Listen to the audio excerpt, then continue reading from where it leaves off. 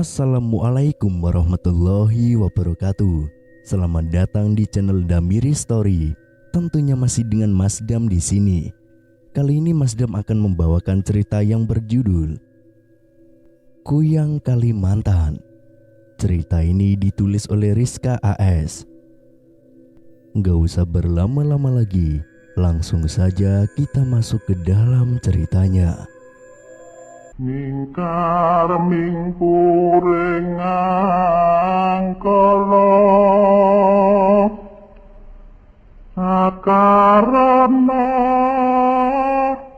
karena marti siwi.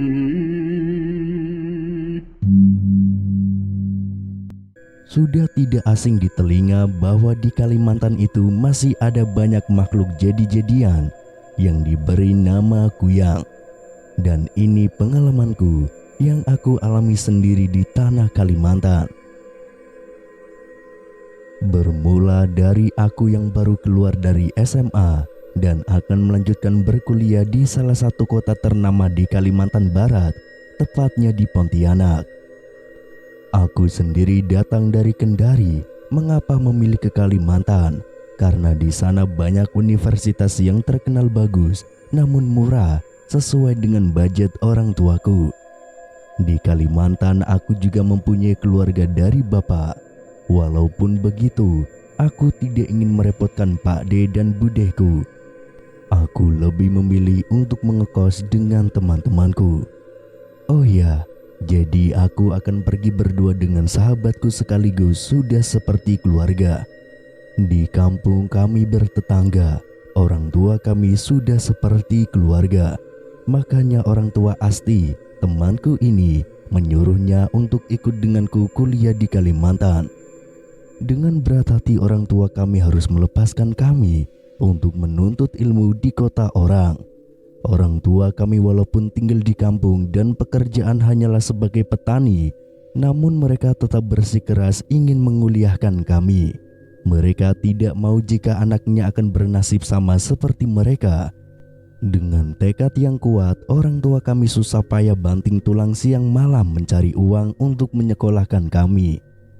Padahal aku pribadi sudah meminta agar tidak perlu berkuliah, cukup tamat SMA saja. Selanjutnya aku akan bekerja untuk membantu perekonomian keluarga. Tetapi dasar keputusan orang tua sudah bulat, tidak bisa diganggu-gugat. Aku adalah anak tunggal dari sepasang suami istri yang sudah sepuh. Dari itulah alasan kedua orang tuaku ingin menyekolahkanku hingga tinggi. Supaya jika mereka sudah tiada, katanya, aku harus bisa berdiri di atas kakiku sendiri. Dengan pendidikan yang tinggi, aku tidak akan begitu susah nantinya. Memang orang tua itu sudah memikirkan jauh untuk masa depan anaknya. Hari Jumat aku berangkat dari Kendari bersama temanku Asti. Aku membawa satu koper besar, begitupun Asti. Dan juga satu tote bag yang berisi makanan ringan, cemilan, dan juga nasi. Ini orang tua kami yang menyiapkan. Tangis haru menyelimuti pelabuhan sesaat sebelum aku dan Asti menaiki kapal laut. Kami akan saling melepas satu sama lain. Orang tua kami harus ikhlas melepaskan kami untuk pergi menuntut ilmu. Sedangkan kami harus ikhlas jauh dari dekapan dan perlindungan orang tua. Kalau sudah sampai, kabarin ibu ya nak, ujar ibu. Pasti bu, Pak. Jika sudah sampai, Laras pasti langsung mengabari bapak dan ibu. Jawabku menenangkan mereka. Aku sengaja membelikan bapak dan ibuku HP sebelum berangkat. Tujuannya supaya kami bisa bertukar kabar walaupun hanya HP jadul. Karena jika aku di rumah, orang tuaku tidak mampu membelikan HP walaupun aku paksa. Akhirnya, aku dan Astri pun berangkat dengan menaiki kapal laut. Sebelumnya aku sudah daftar lewat pendaftaran online, jadi tenang. Tidak akan takut telat datang atau daftar nanti. Aku sengaja berangkat hari Jumat karena estimasi jika memakai kapal laut itu kisaran 2-3 harian nyampainya, sedangkan hari Rabu adalah hari pertamaku di ospek. Aku dan Asti mulai menaiki kapal dan memberikan lambaian tangan terakhir untuk kedua orang tua kami sampai kapal kami sudah tidak terlihat dari permukaan. Aku dan Asti sudah jauh dari pelabuhan. Kami saling menguatkan satu sama lain. Singkat cerita, pada hari Selasa pagi kami sudah sampai di pelabuhan di kota ini, dan di sana sudah ada Bude dan Pak D yang akan menjemput kami. Bude dan Pak D jugalah yang mencarikan kami kos-kosan. Jadi setelah dijemput, aku dan Asti langsung diantar ke rumah kos-kosan kami. 2 jam berlalu, akhirnya aku dan Asti sudah sampai di kosan yang dimaksud Bude. Kami turun bersama Bude dan Pak D. Di sana sudah ada ibu kos yang menunggu. Karena tadi di mobil, Bude sempat menelpon pemilik kos ini untuk langsung melakukan pembayaran pertama untuk kosannya. Di sini cukup strategis, walau posisinya di belakang mall yang masih banyak pohon-pohon rindang dan juga banyak pohon pisang dan singkong punya ibu kos. Sebelum membayar, aku dan Asti disuruh berkeliling kosan dulu. Katanya lihat-lihat dulu saja, kalau cocok baru pembayaran. Oh iya, ternyata di sini kosannya seperti asrama. Kosan yang satu kamarnya ada beberapa ranjang, jadi bukan satu kamar satu ranjang. Kita harus berbagi kamar dengan penghuni kos lainnya. Seperti yang saat ini ada di depanku, di pintunya terdapat angka 02 yang mengartikan kamar ini nomor 2. Aku kasih tahu Dinanya sedikit ya. Jadi kosannya itu seperti lorong panjang di rumah sakit dan cuma ada 8 kamar yang saling berhadapan. Sedangkan rumah pemilik kos berada di depan jalan raya yang lumayan jauh jika dari kosan. Tapi jika kita mau keluar, pasti akan melewati rumah pemilik kos. Semua kamar kos telah penuh, tinggal satu kamar lagi yang masih tersisa 2 ranjang. Aku dan Asti kebagian sekamar di nomor 2, urutan kedua dari depan. Setelah aku masuk ke dalam, ternyata memang sudah ada penghuninya. Total ada 4 ranjang berjejer dan sudah terpakai 2 bed. Penghuninya seorang wanita muda dan cantik yang aku prediksi umurnya masih 25 tahunan. Namun mbak yang satunya lagi yang ranjangnya di ujung sebelah kanan sangat-sangat cantik.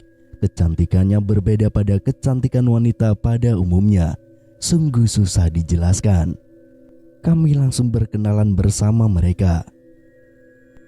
Halo kak, perkenalkan saya Laras dan ini sahabat saya Asti. Kami penghuni baru di kosan ini, ucapku seramah mungkin. Halo juga adek, kenalin juga aku Riana dan ini Melati, jawabnya sangat antusias. Namun berbeda dengan Kak Melati, dia hanya memberikan senyuman terpaksa kepada kami, tidak terucap sepatah kata pun. Entahlah, kita tidak boleh suzon. Baik kak, terima kasih sudah mau berkenalan dengan kami. Kami keluar dulu ya kak, mau menyelesaikan pembayaran. Aku dan Asti pun melangkah keluar dari kamar dan kembali ke depan. Di sana Bude sedang berbincang-bincang dengan ibu kosnya. Bude, kita udah lihat-lihat ke dalam. Alhamdulillah, kayaknya kami cocok di sini.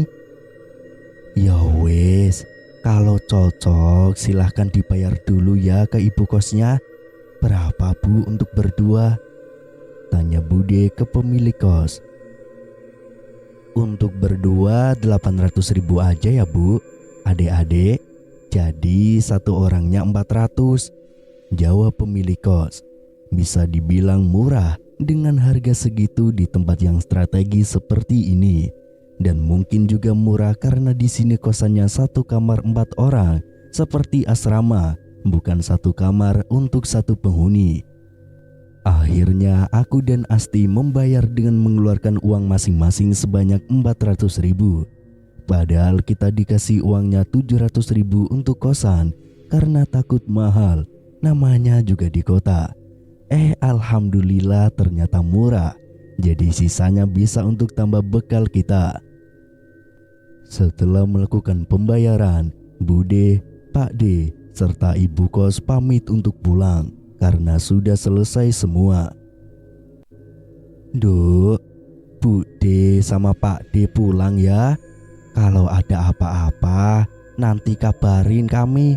Kalau libur sesekali main ke sana ya, ucap budeku sambil memelukku lalu pergi meninggalkan kami. Iya Bude, Pak D, hati-hati di jalan ya. Ayo Ras, masuk ke dalam. Tapi bentar, kok penghuni lain pada nggak ada ya Ras? Apa pada kerja? Ini kan hari Selasa, tanya Asti. Iya ya. Tapi kamu tadi sadar gak sih As, kalau Kak Melati itu sinis banget sama kita? Iya Ras, aku juga sadar. Kenapa ya? Aku dan Asti saling pandang cukup lama. Ya udah yuk masuk aja dulu, gak usah dipikirin. Mungkin memang orangnya cuek. Udah hampir maghrib juga pengen istirahat. Kami pun masuk ke dalam kamar. Kak, kalau boleh tahu kasur kita sebelah mana ya? Tanya Asti ke Kak Riana. Kasur kalian nomor 1 sama nomor 2 ya. Baik Kak, terima kasih. Boleh kami istirahat duluan? Silahkan deh istirahat aja dulu. Pasti kalian capek kan? Jawab Kak Riana, sedangkan Kak Melati tidak peduli sama sekali. Dia anteng memainkan ponselnya di ranjang nomor 4. Saat aku melihat jam, ternyata sudah jam 7 malam. Karena aku dan Asti benar-benar capek, kami akhirnya tertidur di ranjang masing-masing. Aku memilih di ranjang nomor 1 dekat tembok. Pukul 1 malam aku terbangun, dikala sudah tidak bisa menahan rasa ingin kencing. Perutku juga lapar, karena dari tadi sampai sekarang aku belum makan apapun. Aku mencoba bangun walau sangat magar. Namun baru saja aku membuka selimut yang menutupi seluruh badanku, aku malah salah fokus pada Kak Melati yang sedang duduk di ranjangnya dengan posisi membelakangi. Aku mengabaikannya dan berlalu untuk ke kamar mandi yang ada di dalam kamar. Enak sih walau sekamar berempat, tapi sudah ada dapur dan kamar mandi di dalam dengan harga 400.000. 5 menit berlalu aku kembali ke ranjang, namun pandanganku masih tertuju pada posisi Kak Melati. Dia tidak bergerak ataupun bersuara. Aku juga lihat tangannya tidak menggenggam apapun. Rambutnya yang indah dan tergerai hitam panjang ke belakang malah membuat bulu kuduku meremang. Kenapa juga dia memakai daster putih malam-malam seperti ini dan menggeraikan rambut panjangnya? Apakah dia ngelindur ya? Tapi aku juga tidak mau ikut campur urusan orang. Takutnya saat aku sapa orangnya tidak suka dan merasa terganggu. Aku memilih merebahkan diri lagi ke ranjang. Kulihat Asti dan Kak Riana tertidur dengan pulasnya. Sedangkan aku jadi susah tertidur kembali jika sudah terbangun. Perut lapar membuatku semakin susah untuk tertidur kembali. Mau makan tidak ada nasi, beli kemana juga jam segini. Cemilan ada tapi aku tidak nafsu maunya makan nasi.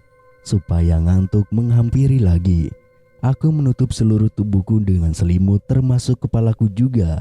Lama-lama pasti aku akan mengantuk dan tertidur lagi. Namun sudah 10 menit aku bertahan di dalam selimut, tapi belum ada tanda-tanda aku mengantuk. Malah dalam remang-remang cahaya kamar yang terlihat dari dalam selimut, aku melihat Kak Melati mematikan lampu kamar. Lalu dia menyalakan lampu belajar Kak Riana yang disimpan di atas lemari Kak Riana. Aneh sih, tapi ya sudahlah. Aku juga kan masih baru di sini, belum tahu kebiasaan-kebiasaan orang-orang di sini. 10 menit berlalu baru saja aku akan terlelap malah terbangun lagi. karena mendengar ada orang yang sedang komat kamit membaca sesuatu seperti mantra. Aku menajamkan pendengaranku dengan rasa penasaran yang bergemuruh. Aku mencoba mengintip dari balik selimut yang aku buka sedikit celah untuk melihat ke penjuru ruangan. Dan hampir saja aku berteriak saat aku lihat Kak Melati sedang menatap ke arah ranjangku dengan mulut yang komat kamit. Apa aku ketahuan? Aku langsung menutup kembali selimut. Dadaku bergemuruh, bahkan nafasku pun memburu. Bagaimana jika Kak Melati mendatangiku dan mengetahui bahwa aku mengintip aktivitas anehnya itu? Namun 5 menit, 10 menit, dia tidak sama sekali mendekatiku. Aku bernafas lega. Mungkin tadi hanya perasaanku saja. Dengan rasa penasaran yang masih kuat, aku kembali membuka celah selimut dan aku melihat Kak Melati masih dengan posisi yang sama, dengan mulut yang masih bergumam. Sekian lama aku memperhatikannya dengan badan yang sudah bercucuran keringat dingin, hingga akhirnya badan Kak Melati kejang-kejang layaknya step. Aku panik dan ingin membantu, namun kalah dengan rasa takutku. Akhirnya aku hanya menyaksikan kejanggalan itu sampai akhirnya terdengar suara krek seperti tulang yang patah, dan aku dibuat semakin syok saat mataku melihat kepala Kak Melati yang terlepas dari badannya. Lebih tepatnya hanya kepala dan jeroan yang keluar dari leher Kak Melati.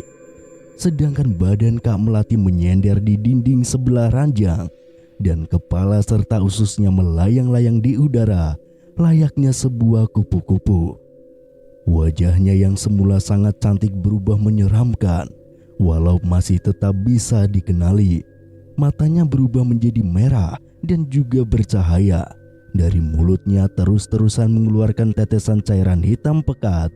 Spontan perutku seakan diaduk, mual, dan ingin muntah saat ini yang aku rasakan. Namun aku harus menahannya atau nyawaku taruhannya. Bagaimana bisa aku kenal dengan sosok itu, bahkan sekamar dengan makhluk jadi-jadian yang sering diobrolkan orang-orang di kampungku? Apalagi kalau bukan Kuyang. Aku masih tidak percaya dengan apa yang aku lihat barusan. Hampir saja aku kelepasan berteriak. Untungnya tanganku dengan sigap membekap mulutku sendiri. Keringat semakin tidak beraturan, ritme jantungku semakin kencang, dan nafasku yang semakin berisik.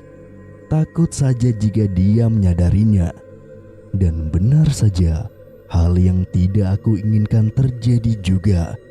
Sepertinya dia mendengar suara nafasku yang seperti orang habis keliling kompleks sebanyak 10 kali.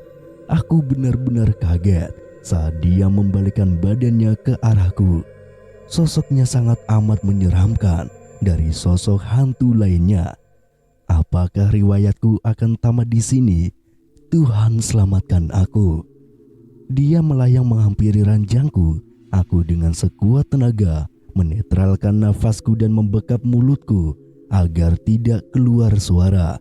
Lalu aku pura-pura tidur semampuku, berakting, urusan nanti jika ketahuan, yang penting aku sudah berusaha. Dari dalam selimut, aku bisa melihat pergerakannya yang semakin mendekatiku. Bahkan suara jantungku saja saat ini terdengar begitu jelas. Ya Allah, selamatkan hamba-Mu ini. Hamba masih ingin hidup.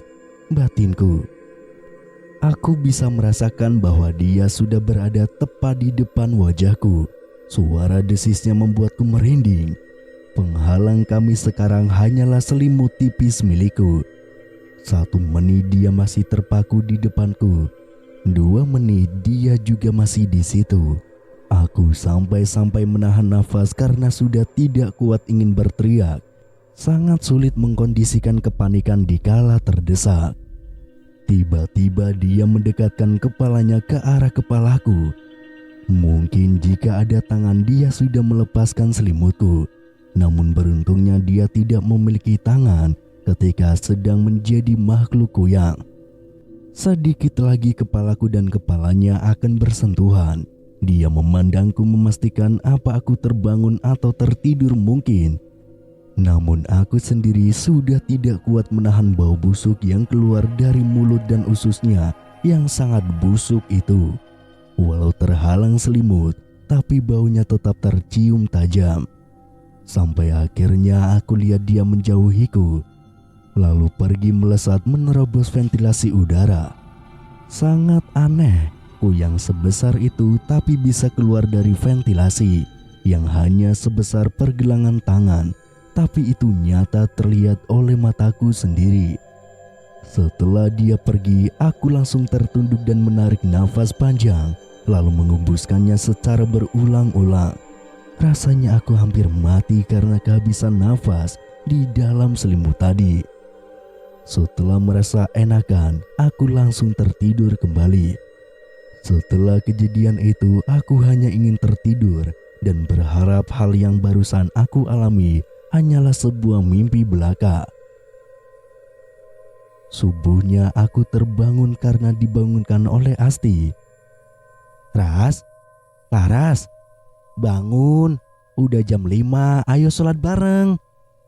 Ucapnya sambil menggoyang-goyangkan badanku dan berhasil membuatku terbangun. Namun saat aku terbangun, yang aku ingat hanya kejadian semalam. Apa semalam itu nyata atau hanya mimpi? Gumamku pelan. Iya, As. Ini aku udah bangun kok. Sahutku sedikit mengantuk. Namun aku gugup saat melihat keberadaan Kak Melati. Aku meneguh air liur dengan susah payah. Setelah mengambil wudhu, aku dan Asti sholat berjamaah. Namun yang membuatku aneh, sesaat aku dan Asti akan sholat, tiba-tiba Kak Melati langsung memakai earphone atau headset, padahal dari tadi tidak. Aku jadi curiga bahwa yang semalam aku alami bukan sekedar mimpi. Mau sholat berjamaah, Kak? Tanyaku pada Kak Mel dan Kak Riana. Tidak, Dek, kakak sedang halangan, jawabnya. Setelah Kak Riana berucap seperti itu, tiba-tiba mata Kak Mei menatap Kak Riana dengan tatapan liarnya. Kak Mel mau bareng sama kita? Tanya Astri padanya. Enggak, jawabnya singkat. Aku dan Asti langsung menunaikan sholat karena sudah jam 5:10. Kami sholat bersebelahan, tidak ada imam atau makmum. Kami sholat masing-masing namun barengan. Selesai sholat, aku dan Asti memutuskan akan membeli sarapan karena di depan jalan sana ada banyak pedagang menjual beragam macam sarapan yang buka lapak hanya di pagi hari saja, menumpang di depan ruko-ruko milik orang lain yang ketika jam 8 sudah sepi. Kak Riana atau Kak Mel mau nitip, kami mau keluar cari sarapan, Kak. Kakak ikut aja, Dek. Lebih enak makan di tempat soalnya. Tunggu ya, pakai jilbab dulu. Kamu mau ikut juga nggak, Mel? Atau mau nitip gitu? Tanya Kak Riana pada Kak Mel. Enggak, makasih, jawab Kak Mel dingin. Orang satu itu memang aneh, dibaikin malah seperti itu. Cocoknya dia mengontrak sendiri. Pukul 6 akhirnya kami bertiga berangkat. Karena belum tahu pemukiman dan jalan di sini, aku dan Asti hanya membuntuti Kak Ria. Beliau juga memberitahu beberapa info tentang tempat-tempat di sini. Seperti katanya ada kosan lain di sini, ada juga permukiman warga di belakang kosan, namun agak jauh, dan masih banyak lagi. Sedangkan pemilik kosan lain pun sama, ibu kos pemilik kosan kami. Ternyata kalau pagi di sini ramai sekali. Semua penghuni kos pada wira-wiri di luar. Ada yang mau mengampus, ada juga yang mau kerja. Begitupun di luar, banyak kendaraan sepeda motor yang keluar masuk karena banyak penghuni kos lain juga di sini. Tadi aku juga menyapa sebagian dari mereka yang berada di luar kosan kami. Mereka nampak sangat antusias dengan kedatangan kami. Dan mereka juga kebanyakan seusia aku dan Asti, masih muda-muda. Akhirnya setelah berjalan lumayan jauh, kurang lebih 15 menit dari kosan ke jalan raya, kami sampai juga. Ternyata capek juga kalau jalan kaki. Berbeda kalau naik kendaraan, pasti 2 menit langsung sampai. Setelah kami sampai di pinggir jalan raya, aku benar-benar speechless. Melihat keramaian di sini, banyak sekali orang berjualan sepanjang jalan.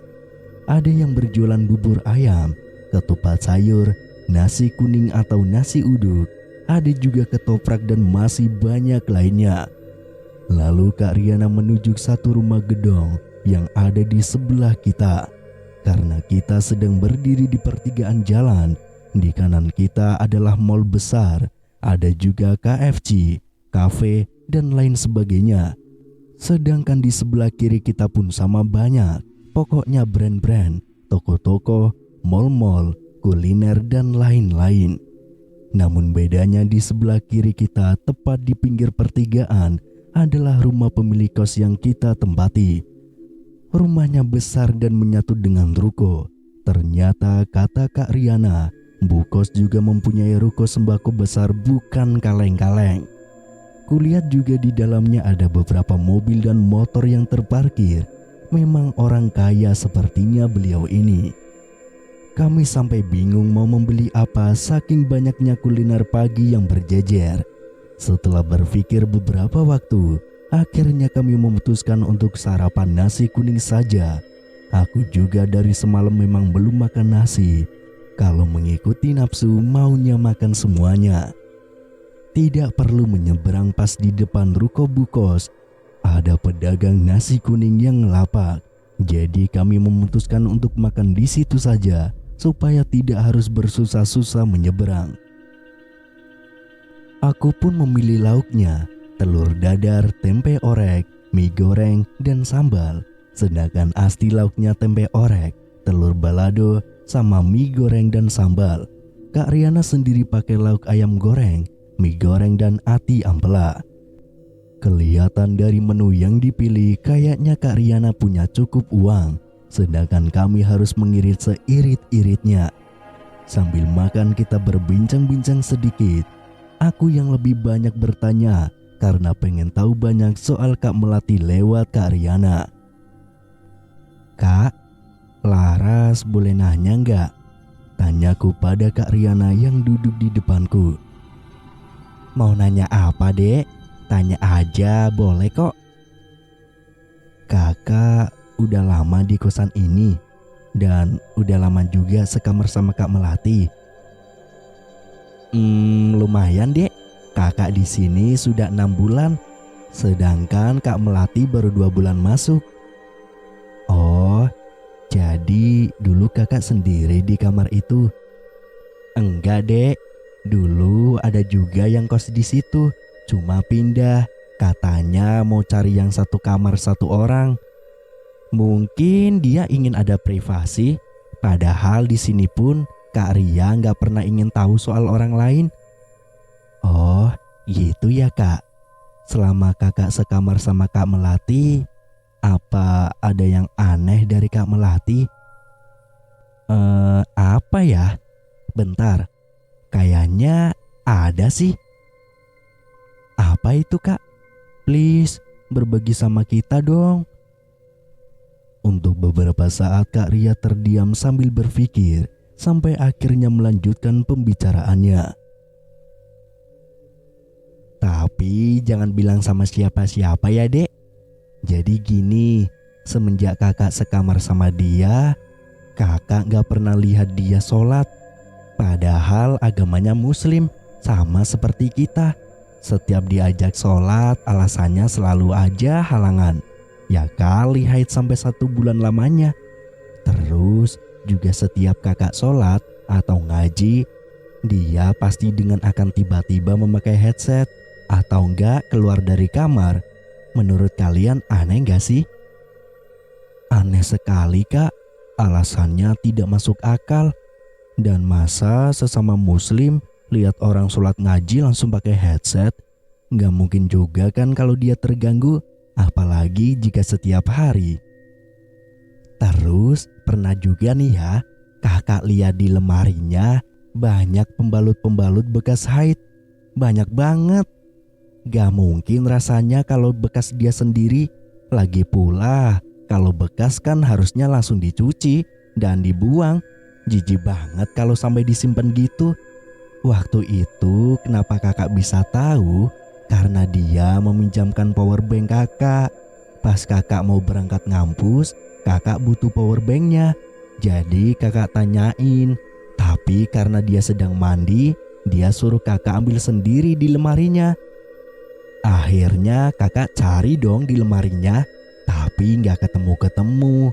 Terus kakak lihat ada satu kantong kresek hitam di lemarinya. Feeling kakak itu udah kayak di situ deh. Jadi kakak buka. Pas dibuka ternyata dalamnya isinya pembalut. Bekas darahnya dari yang basah sampai yang kering juga ada loh.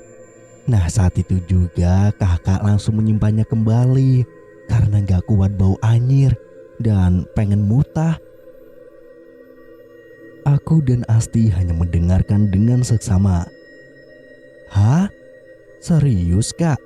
Kok jijik banget ya? Aku jadi pengen muntah juga dengernya. Mana lagi makan. Ya udah yuk cepetan makan dulu. Nanti ceritanya kakak lanjutin kalau sudah selesai. Kakak juga mual nih jadinya. Ucap Kak Riana. Bersambung.